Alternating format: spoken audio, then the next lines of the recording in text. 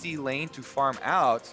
And with Meteos on one of his signature champions, the Rek'Sai, he has terrorized solo queue. Seeing who's going to take them first. Meteos looking to maybe make the opportunity happen onto Ryu. It's flash for flash, but Amazing's finding himself a counterattack, having to flash away now.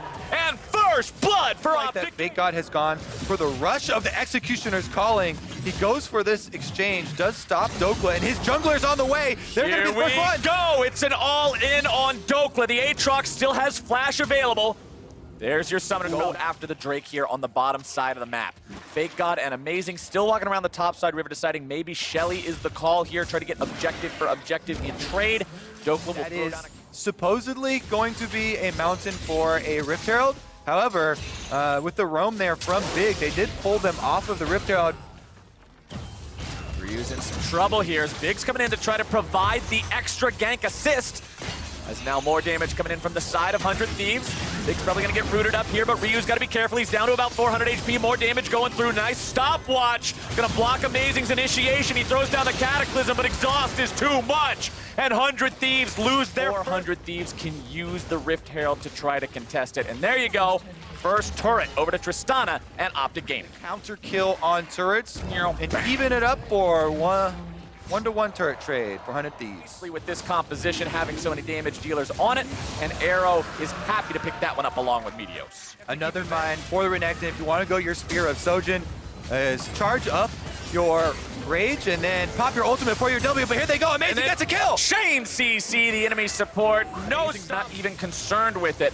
Optic do rotate their mid laner down in time to keep themselves protected. However, they cannot protect that tier 1 turret.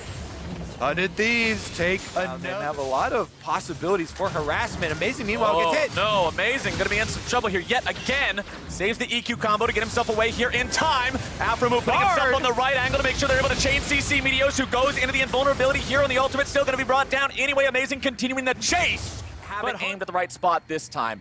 Arrow just barely manages to escape there with the rocket jump. Aframu still looking for the chance to go in. That's a very nice initiation! Amazing! Test this Baron take. 100 Thieves have it below half. 100 Thieves are forcing the issue, and Dokla's trying to initiate. He goes into the stasis to buy himself a little bit of time, but he is going to be taken down. Thank God grabs the kill. Actually opting for this dragon.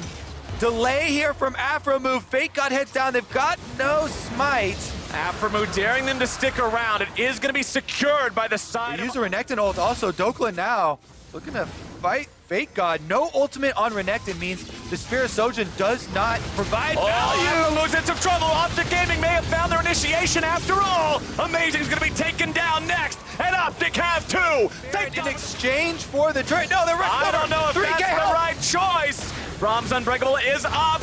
Baron Nashor secured. He's going to be able to get that one, so no commitment from the rest of Optic. They should play defensively while they're at a 4 versus 5 disadvantage in the mid, and everyone rotates over from the mid lane defense. Now Optic have the numbers. Fake God standing alone and bursted down. He was way too far forward. Yeah, there's no vision. Again, we talked about Optic controlling this jungle area, so they're able to make the transition. 4.6k gold off of this Baron power play.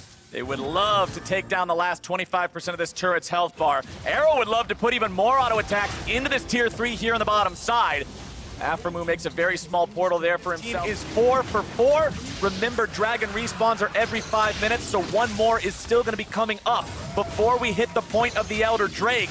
And the Thieves have to find a way to recover unless they are going to just let Optic Gaming continue building up this pressure. Tier 1 turret will finally fall. Push the minion wave for 100 Thieves all the way up to that bottom turret, and he's roaming up behind Optic now. The flank is here. They're going for it. Dokla's on the side, but Ryu's going to be in some trouble, having to get himself away. Thieves are going to be really in a bad spot. Fake God's trying to find the flank, but he's not able to get any in their sights. Meteos getting taken down to 30% HP, but they should be able to finish it. Meteos is low, but there's no way for 100 Thieves to contest this. Not 4v5. Having this Baron pushing up like this. Dokla providing the pressure in the bottom lane while the rest of Optic pushes towards this mid lane tier 3. So many auto attacks from Arrow, so damn fast. 100 Thieves trying to find their chance. Nice stun coming out, but it's only really going to lock down Big. Dokla goes over the wall, but he could be in some trouble. He's going to be locked down, taken low. Banks now going to be bursted out. Shut down.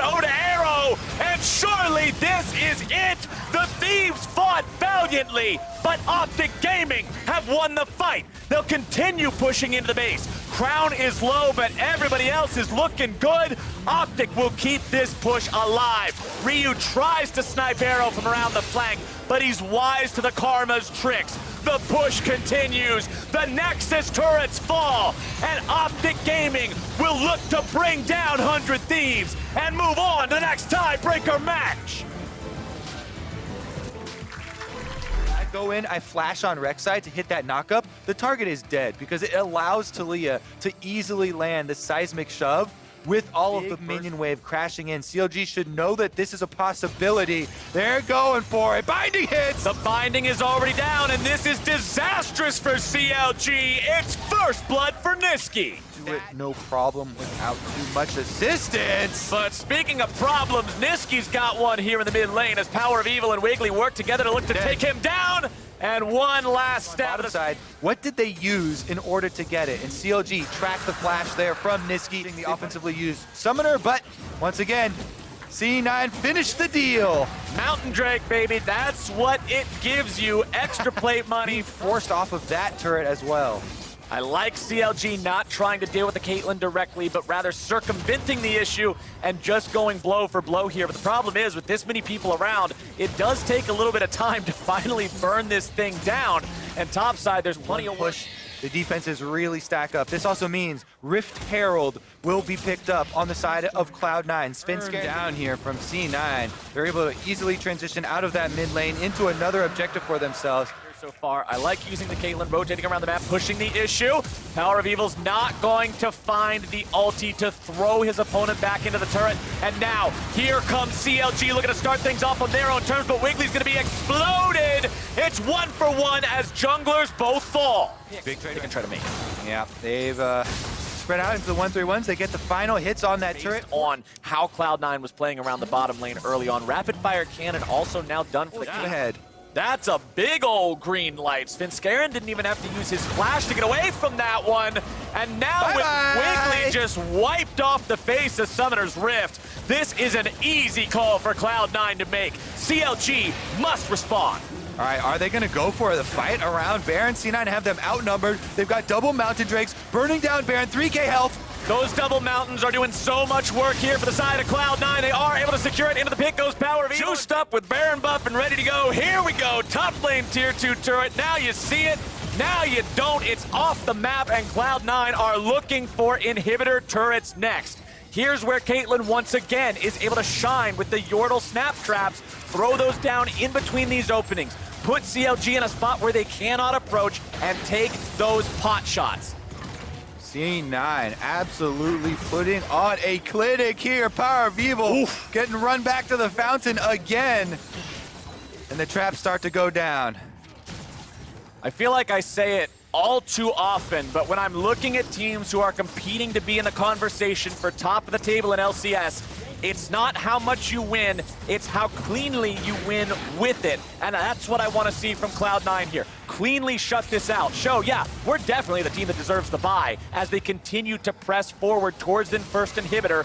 CLG aren't really able to find an opportunity to move in just yet. The engage tools are a little bit limited, sans the Rakan, but Biofrost will have to pick his moment perfectly. Insane snowball this game from C9 off the bottom line. Ooh, Niski with the ultimate does catch him off. Biofrost tries to over the wall, gets nothing, and that is going to be an inhibitor for C9 guaranteed. Back-to-back tragic ultis for Biofrost's Rakan this game have opened up Cloud9 opportunities time and again. Now Biofrost is completely off the map. Now the tier 3 turret is dead in the mid lane. The Gangplank ultimate will buy a little bit of time, make Cloud9 regroup here for a moment, but they've still got a 5v4 advantage. They've still got Sneaky. They've still got this entire game in their control. Wiggly is gone. The stopwatch will keep Svenskeren alive. Ruin eats the ace in the hole to keep Power of Evil okay, but 2 inhibitors down is not where you want to be 23 minutes in. Yeah, they've got a minute left on the Baron, Captain Flowers. That Baron power play might be the whole game. I said I wanted to see a clean ending, and Cloud9 are looking to do it right now. Nexus turret number 1 is deleted, and CLG will try to defend with 3. 5 members of Cloud9 still stand tall, but health bars are hurt, and mana is running low. Second Nexus turret falls, and Sneaky will continue putting the auto attacks into the Nexus. They revive. Cloud9 do not want to overextend here. They're still sticking around a little bit longer. I'm not sure what CLG can do. They summon up the Azir turret and make their stand. Yeah, C9 have 20 seconds left on the Baron. That is one more minion wave push. One Nexus turret still here. CLG, 5 members ready. Will they go for it? C9 sticking around. Cloud9 do not want to go home on this one. They just want to end the game. 24 minutes in. They've still got those Mountain Drakes. They're letting themselves regenerate back up just a little bit. Zazel pretty low on mana here. Niski and Sneaky the same. See Licorice really the only guy ready to go no matter what here in the fight, but there they go. World Ender's gonna be popped, CLG's gonna be dropped, and Cloud9 will earn themselves a playoff bye. They'll force CLG back into the fountain, and they'll do it in style. So very good last champion for him to lock in.